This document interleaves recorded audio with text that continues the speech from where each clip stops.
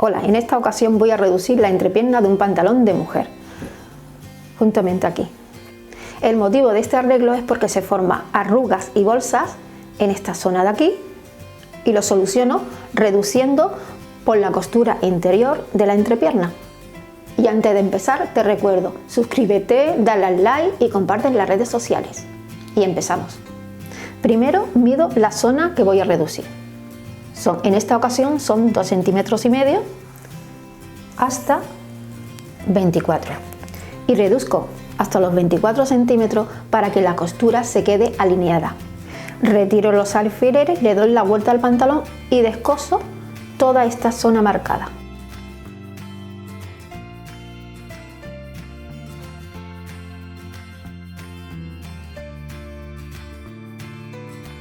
Ya he quitado el pespunte doble que lleva la costura por el derecho. Pongo una pierna encima de otra, la costura interior que coincida, pongo un alfiler, marco los 2,5 centímetros y de aquí hasta abajo. Lo voy marcando con jaboncillo.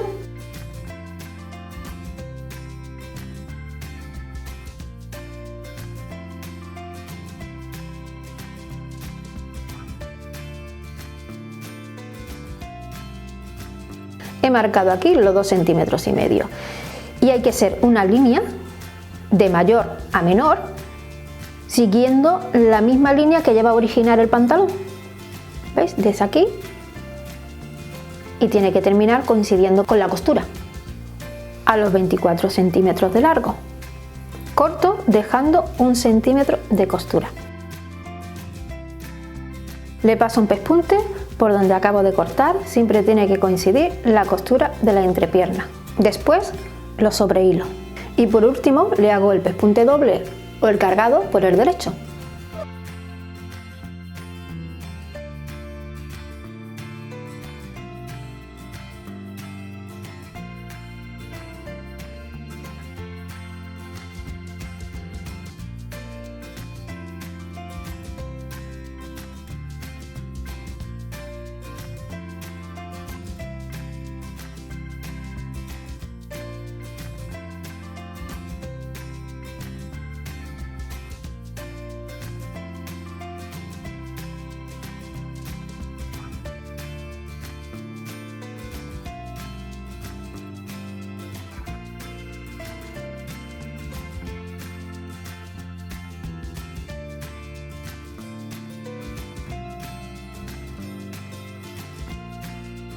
Ya he finalizado el arreglo.